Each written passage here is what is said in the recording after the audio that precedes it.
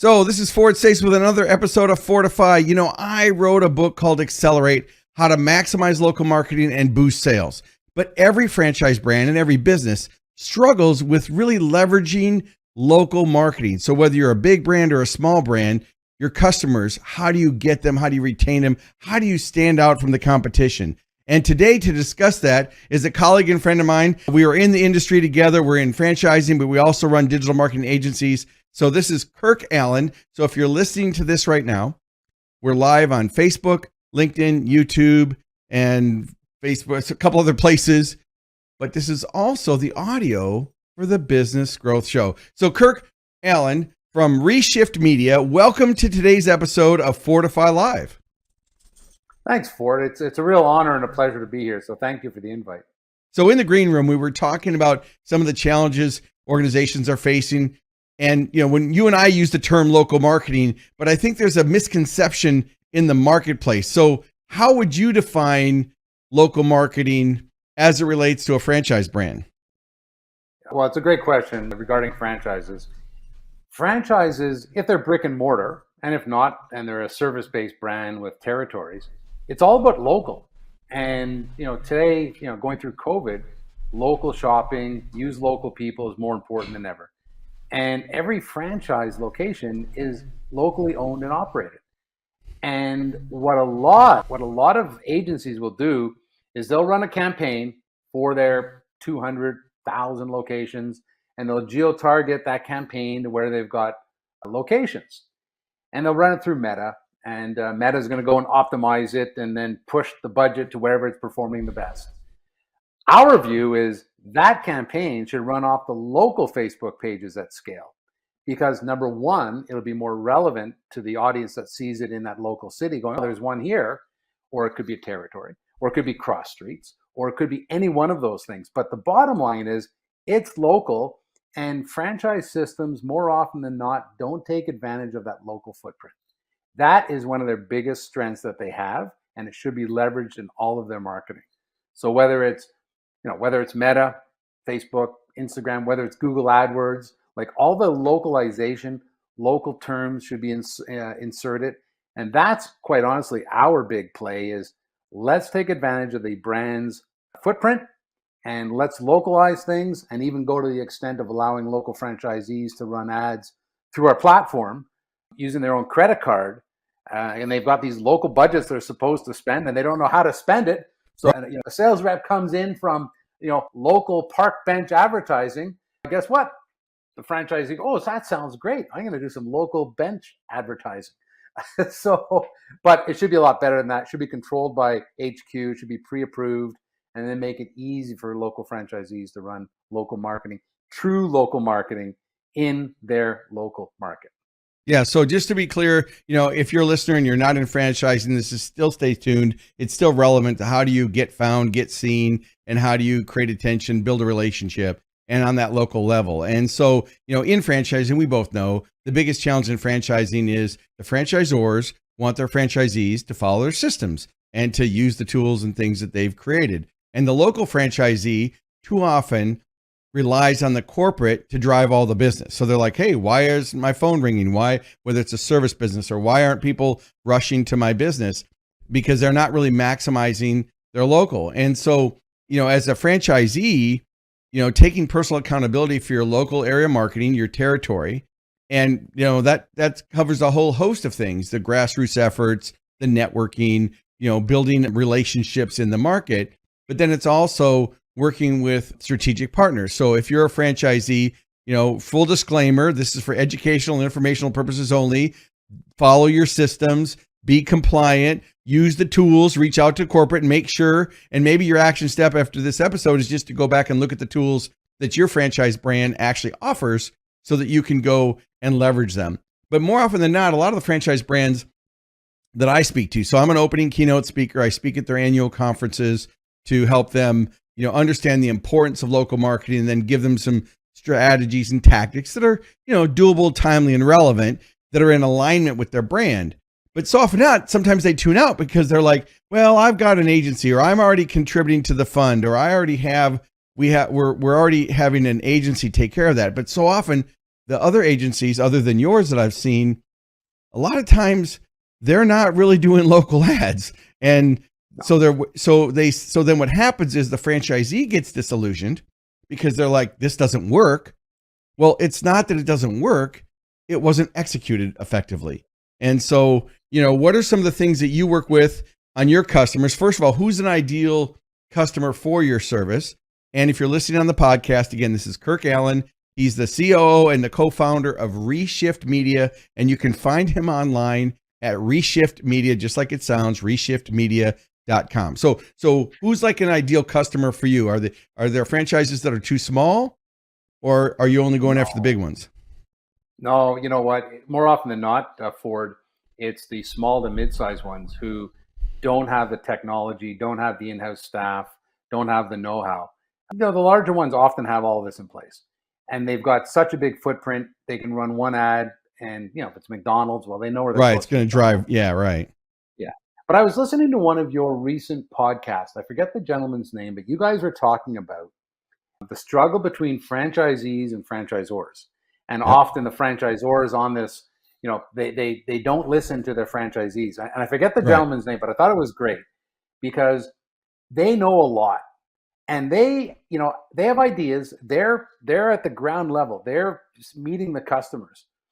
And more often than not, they live in the local community and they've got good ideas. So, sometimes that traditional struggle forward between the franchisor and the franchisee, and the franchisor doesn't listen to the franchisee wants to do stuff. They go rogue and they do stuff on their own that's not on brand, right? So they have an old photo of a product, or they got a low res photo or logo. The tone of the ad is off brand. So we see that. So what we always like to do, our ideal customer, is to find that system that want to help their franchisees, and put in place a foundation to make it easy for them. That, number one, helps the franchisor do properly branded advertising, the right tone, the right message, the right image, the right logo, the right offer, and make it easier for the franchisee to run these.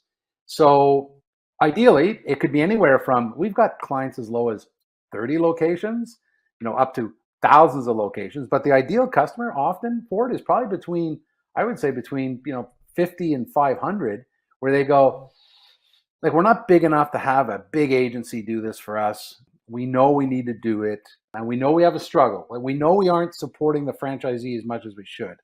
And it's, that's where, and it's going back to that comment earlier, is that national footprint, that local traffic in those local stores or in a territory, if it's service-based, has to be taken advantage of. And the poor franchisee often goes, head office is taking care of it for us. And these ads run, and we're doing local marketing, but the local marketing is just geo-targeted, but it's running off the brand page instead of the local page and stuff like that. You go, it could be so much better if they just did it properly and paid attention to the Z and what their needs are. So that whole episode I watched the other day, I said, bang on, like, listen to your Zs. It's that challenge. It's that challenge between the franchise relations. So a lot of the franchise brands, they have what's called that franchise advisory council or whatever they call it. And that's where they get the heroes and sometimes the zeros, not picking any brand out, but they get in a franchise committee, and then that becomes the voice of the franchise and the area developers and so forth. So one, obviously great communication, transparency, listening to the franchisees is going to help. I'm a silent partner in a franchise organization, I'm a franchisor now, a silent partner, because again, once as a keynote speaker, like, he's in a franchise. Well, I've been in 200 franchise brands over my career. So I certainly know what the strengths and weaknesses are of all those brands. But it's interesting because there's that disconnect between assumptions. And so it's education in creating open channels of communication, and then looking at how can you actually leverage it. And if we were to pivot the conversation into some question that always comes up when I present on local marketing or digital marketing, and of course I run an agency, my agency doesn't support franchise brands like you do. I mean, we're going after specific types of projects. We're doing digital footprint transformations, but we're not working like with replicating websites for specific locations and doing large franchise websites or anything like that. But so one thing always comes up when it comes to advertising in franchising and outside franchising for digital marketing is how much should you spend on pay-per-click ads? Now, what I tell them, and I'm curious to see what your answer is, and for those of you listening, we did not set these questions up. This is all live right now as we talk about it. These are all like, yeah, they are. So one of the questions I always get is how much should you budget for pay-per-click? I mean, it's kind of generic, right? And so I'm going to answer my way. When I have that, I go back to let's benchmark what's your cost to acquire a customer. And I want to know what's the cost to acquire a customer, because that's the guide for me to know how much they should invest in bringing something in. But what do you do when you work with a new franchisee? And just to be clear, are the franchisees hiring you, or are you contracted with the franchisor and then the franchisor is paying you? Are you working on both sides of the fence? Kind of tell me that first before we go to the advertising side. Well, typically it's the franchisor, and then they get the franchisees to sign up. Of course, we've got a helpline where if the Zs need help with the platform, they send us an email, we hop on a call with them and sort things out. But typically it's the franchisor. And one last question too. Are you also going to be at IFA this year, the International Franchise Association? Yeah, for sure. Oh yeah, I'll be there. Okay. Absolutely. So we're going to be there. We're going to be in booth 317. I don't know what booth you're going to be in, but I'll make sure that maybe we'll do an on-site podcast when the exhibit hall's not open and there's nothing to do waiting for everybody to come into the exhibit hall. Well, I also saw one of your podcasts with Michael Ham. Yeah. So I'm going to Franchise Assembly with Michael and Leanne, and we're going to be speaking there as well about Fran Dev, which is a whole different subject, obviously. Right. Awesome. And one last thing, your shirt. You got to show your shirt for those listeners. So my show's called Fordify Live, and his is called Franify. So I thought that was kind of interesting. Well, hold on here. That was so funny. So Franify is actually our new brand. We're rebranding. We're incorporating all of our reporting platforms, our organic and paid platforms into one. But anyhow, it's not to be, I don't want to give a pitch about that. But in terms of your question, so let's go. So we're shifting back into cost to acquire a customer, and how do they know how much they should invest or put towards digital advertising or local marketing? So if you're a restaurant brand, you're not going to put much into, you're not going to put a higher percentage into Google AdWords unless you're just doing delivery. So it really depends on the category. So let's take a couple of examples. If you do window cleaning, it is 90% Google AdWords. People go in and type window cleaner in my area. Like, it's simple as that. It's a search-based, that's what I always tell people when they say, it depends on how do you find, like if they're a plumber or a service-based industry, it's an intentional, they're searching for a solution as opposed to a different type of brand. Totally. So it really depends on the category, and some lean very heavy towards Google AdWords. Others, it's more, in digital, we're talking about, is more Meta, or Pinterest is an interesting one, or even TikTok. So those come into play as well. So if you're a restaurant brand, it's probably a much lower spend on Google AdWords and probably higher on social media. Like Instagram lend itself to restaurant brands very well. Facebook, Facebook's still the big daddy, right? Everyone goes, people aren't looking at Facebook anymore. I won't swear on your show, but can. That's not true. There's no delay, so if you say shit, I have to push the button after you do it. So, but no, I get it. But a lot of people think it doesn't work, but it does. So, and then the two work hand in hand. There's another big issue here. Another benefit to doing social and search together is often they will see your messaging. And as you know, before it takes 6 to 7 messages before you get any reaction. But what happens is they'll see your ads on social. They're on their phone and they see their ad and they're at work on their newsfeed during the day.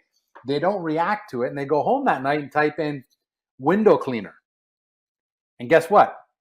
That was because the brand messaging was during the day, and then you scoop them up with your Google AdWords. And if you're not there, so let's say they do that, they see an ad on social media, they go to Google that night and type in window cleaner, and they don't remember your name, and your competition's there. Well, you just generated a lead for your competitor on Google. And that's where they're going to close the deal because they're now actively looking to book an appointment. So the two really work well hand in hand, but you need to make sure you're doing both. So you scoop them up when they do that search for you, and you don't generate some brand awareness on a service and it's scooped up by your competitor on Google because you're not there. So all this comes into play. So it's hard to answer that question on how much should be spent on Google AdWords, but it depends on competition, depends on the service. But if it's a service-based brand, the bulk of it is going to be Google AdWords. There's no doubt about it. Yeah, certainly. And so it's an interesting. And I also think it's important for our listeners and viewers to think about the distinction on the different platforms. So Google is a search-based ad. I mean, think about everybody, and we say Google generically if you're using Bing, or one of the other search engines. Congratulations, yeah. But we're genericizing this and calling, if that's a word, we'll just say Google. But it's really important to realize the distinction. So the intent is different. If I'm on Google, I am searching. My intent is to find something. Now, if I'm on social media, Facebook, LinkedIn, YouTube, Twitter, Pinterest, Instagram, TikTok, and you name them, there's a gazillion, Clubhouse, whatever. They're on there for, they're on there for social media. They're being interrupted.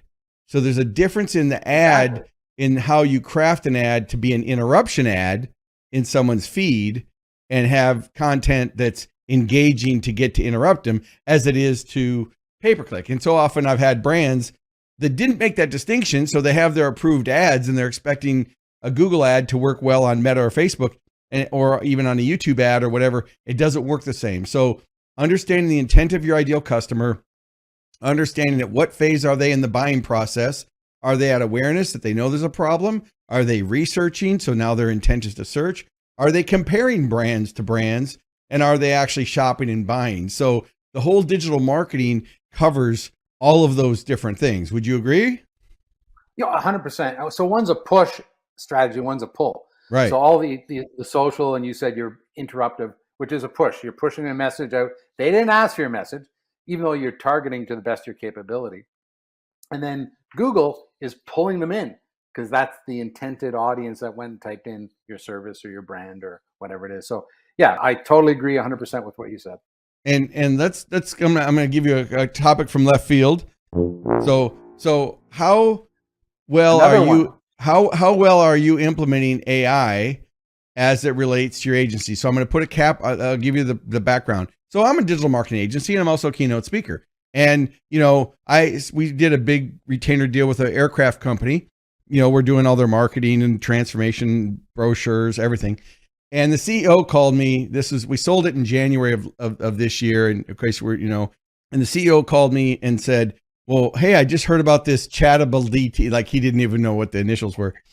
And he said, why am I investing, 6 figures in a marketing agency when my marketing director said for $20 I can use AI? And of course I had to explain the difference, and he was fine. And we're still working together. But now that you're working with a bunch of different brands and your internal company, how is AI affecting how you work in your business? I'm just curious. Well, it's a great tool, but you got to be careful. Like, you can use AI to generate content, but Google, they're saying that they are monitoring content that is produced by AI and could penalize you if they see, like, for example, if you're a 200 unit franchise system and you're using AI to recreate the local content for each local webpage, Google's claiming that they can actually identify that. Whether they can or not, I'm not sure, but they are monitoring for that, and they could penalize you if it's been generated by AI and not a human. So a couple of things on AI. Number one, it's great for ideas. And we talked about this, right? I guess it was last week on that IFA session we had, the virtual roundtables on innovation and marketing, and it was a big part of the conversation. So AI, in general, the group was saying, great for generating ideas. Absolutely, you can use it to generate content, but someone needs to be reviewing that. You can't just take it for what it is and post it. It needs to be reviewed, because more often than not, you can kind of go, this wasn't written by a human. But it even says you can write code for websites with it. So what we've done, though, which is interesting, is when it comes to social media, we have a platform that enables a brand to create one post and cascade it down to their local Facebook pages. With our new AI implementation we just launched last week or the week before, you can actually vary the content on those local Facebook pages, so each one actually looks unique. So that was, originated as a national post, now running on the local pages. And over and above that, you can use dynamic text, so you can actually put right here in Austin, Texas. So that it's one location in Austin, right here in Austin. But it started out as, here's the post, and the software enables the localization. It could be cross streets, it could be neighborhood name, it could be, a landmark across from whatever landmark, or mall name. So AI is coming into everything we're doing. But I would just say, beware, and just don't assume because it was created by AI that it's okay to publish as is. So just because there's a big battle between Microsoft and Google, right? Right. Microsoft with ChatGPT, they're going after Google. And the reality is Facebook's been doing this for years with their own AI. And I think in Mark Zuckerberg's recent earnings call, he mentioned AI like 23 times in an hour. And then you got Google with their sandbox, and they're experimenting with this too, where you're going to have AI generated search results at the top of the page. So you've got Microsoft, you've got Facebook, you've got Google all going at it. But this is where it's at, is, AI for sure. Yeah. So I was looking over my other monitor to try to find a slide while we were talking. So for the listeners who are watching me, I'm paying attention to my guest. I was trying to find something. So here's what I've been telling everybody. First, treat AI as an intern. It's not an expert. And really, looking forward, in 2024, in this year and beyond, as we go forward, Microsoft's putting it into Copilot now. It's already out there. So AI is going to be in all of your Microsoft products. So you're no longer going to have to go to the browser. And just because of privacy, they want to be able to have people be able to use the tool locally. And Google has Gemini, so it's going to be built in. And then Apple's put it into your phones. So, as we talk about ChatGPT, which is the talk of the town, that's this chapter. That chapter's about to be closed. People are still going to use it. Don't get me wrong, but it's now going to be so much easier to use. It's kind of like QR codes. QR codes, I've been using QR codes for 20 years. And it wasn't until COVID till you had to go into a menu and understand how to use a freaking QR code, right? So it's the same thing with AI. And what's really interesting. I just did a video on TikTok too. Yes, everybody, I play around on TikTok sometimes, but it was a video because when I speak to organizations, I'm their opening keynote speaker. Now, every presentation, I'm bringing it up because they need to know it. Every group, like the last group in Orlando just last weekend, I said, raise your hand on a scale of 1 to 10 with your experience level. And if you're a 10, keep your hand up. And if you surpass the number, bring your hand down. So I said 1, 2, 3, 4. And so first of all, I asked, 700 people or whatever in the audience, and their hands stayed up till like 7. And then a couple people, 9 and 10s. Well, then I did like 15 minutes of interactive case studies where I'm showing them what it can do. And I said, now I'm going to re-ask you, based on what you've just seen, rethinking your level of understanding. 1, 2, everybody's hand went down. And the challenge is they think they understand it because they've seen something on news, or they wrote a poem to their wife they write a country song. They don't even understand how this is impacting. So for me, as a futurist, as an innovator, and as an accelerator, I look at where things are going. There's that old Wayne Gretzky quote. I think it says, what made him so successful? He always seems to go where the puck is. And he said, no, I don't go where the puck is. I go where the puck's going to be, or some paraphrase. So you guys can enter it in the comments and correct me, but you get the point, right? Yeah. So for me, where I see this going is it absolutely can create customized ads. I'm working with a couple companies right now as a strategic partner that does video-based AI generated video, so that if you fill out a contact page on my website, it can go to a thank you page and it can say, hey, Kirk, thanks for visiting. And it's so good, you can't even tell. You can't even tell. The other thing is, so let's say I go speak and I collect a bunch of business cards at the end of the conference.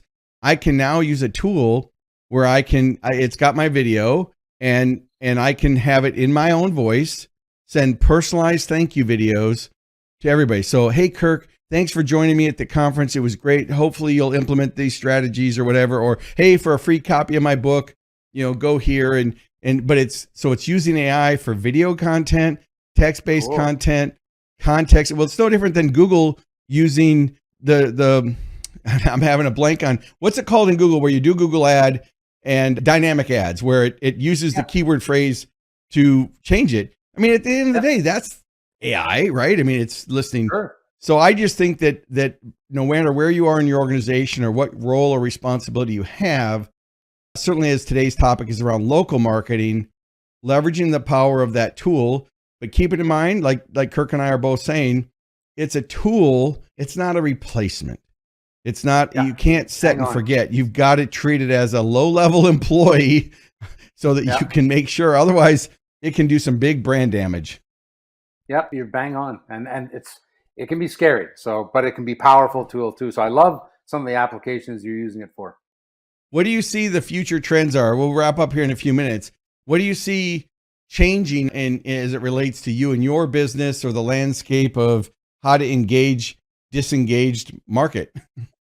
Yeah, it's interesting because I think it's this local play. Ford is just becoming bigger, and until people realize that there's tools out there to enable this programmatically, and that's part of the problem, is they don't realize that there's something out there that enables localization at scale from your head office to make it look really local.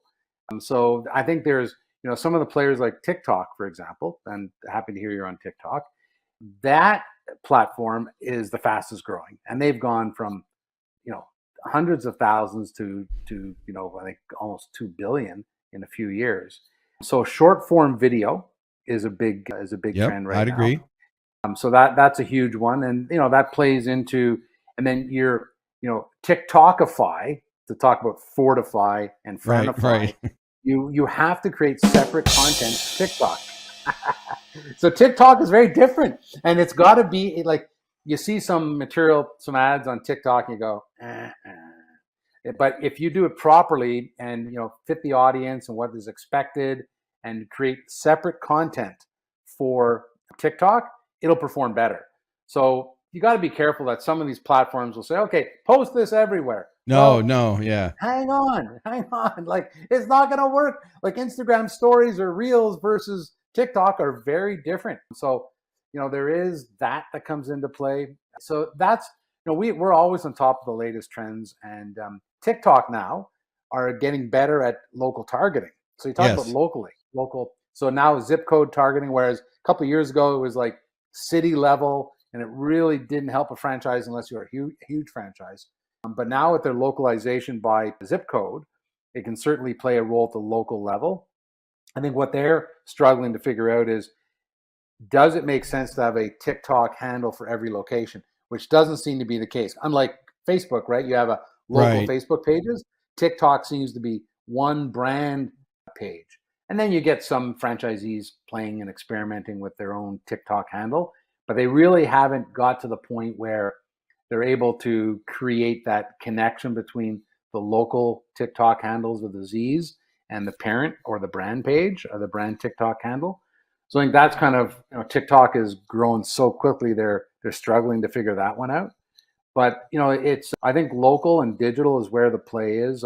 I used to be in the newspaper business, as you know. Yeah, So you were sharing with that in the green room before we started, because I was an old direct response guy. So I was an old direct mail guy before I got into the internet. I mean, I invented products and sold them through multiple channels of distribution, and then people started to ask me, how did you do it? How did you sell to Walmart? How did you sell millions of dollars, in all these channels? And that led me to the consulting and the speaking. It wasn't like I just woke up one day and said, oh, I should go speak to thousands of people. And so your background in the paper industry, you learned some lessons that you've applied into your new digital medium. And because they were clueless, right? You kept going. They still wanted to sell buggy whips. Well, so it's still eyeballs. So then, and go back 20 years ago, man, newspapers are it. Like, whether it was local or, city level, provincial level, like, newspapers were it. And the EBITDA being generated from newspapers was 20, 30%. It was ridiculous. It was like an armored car running down the highway with money falling at the back. Yep. There was the classified advertising. There was national advertising, local advertising. So go back 12 years ago is when, more like 14 years ago, is when newspapers started going into decline on advertising revenue. And where was the money being shifted to? It was going to social media, search, and digital websites. That's where people were taking 10%, 20% from newspapers over to digital. So I used to be executive vice president of advertising at one of the largest newspaper chains in Canada, or the largest newspaper chain in Canada. And I won't mention any names, but we proposed a digital marketing firm for the newspaper chain and say, you know what? We have all the relationships with all the advertisers. Why don't we open a division that does social media, search, and websites for our advertisers? Because that's where the budget's going, guys. Understood. And it's gone. The budget's gone. And one of the owners, and I will not mention any names, said, this is 2010, there's no future in social media. Oh, okay. So that's where the money's going, guys. So that's when I knew it was time to leave and opened REshift Media 11 and a half years ago. We now have 200 customers in 20 countries around the world. And guess what? We're doing very well with social media, search, and websites. Thank you very much. But anyhow, so that was that kind of transition from the newspaper world, which was still going after eyeballs. Digital is no different. It's attracting eyeballs, just in a different way. Yep. That newspapers did. So yeah, so I always think a little bit of background. I think look at it as fishing where the fish are. When people ask me what social media platform should they be on, understand your ideal customer. What are their behaviors? Where do they hang out? What are their average demographics and psychographics? So once you understand them, where do they congregate? And fish where the fish are. I mean, if you were fishing on a lake, Totally. You would want to go where the fish are. So it's not that you should be here or should be there. Is that your ideal client? And again, just like you talked about with your ads, that you're doing social media ads and then also Google ads for the different intents, it's important to be visible on the different platforms, at least have a profile. And even if you don't hang out there, like I don't spend a lot of time on Facebook. I mean, I'm on it, but I don't really spend a lot of time there. As a business guy, I'm more on YouTube and LinkedIn, but I'm spending a lot more time on TikTok. And if going back to that TikTok thing, and I know some people are like, oh, it's the Antichrist, it's China, they're going to take over the world. Look, you can think whatever you want, viewers, but I think it's a lot that's been politicized. At the end of the day, these are communication tools, and they're communication tools, and communication is the response it elicits. And why would you not want to communicate where people are spending more time on TikTok now than YouTube, even though there's debate about that, but I do. I would rather I spend time on TikTok than watch Netflix sometimes. Now, what does that say about me? Yeah. We could debate that all day. And it's not just watching people dance, okay? It's I'm getting content. I mean, a lot of the things that I learned on leveraging the tools, because I specialize now in helping brands understand AI and ChatGPT as it relates to their marketing. I'm connected to all the influencers on TikTok so I'm getting all the Microsoft, all the Google, I'm getting all that stuff so quickly now and so fast in quick, relevant, topical, timely sound bites.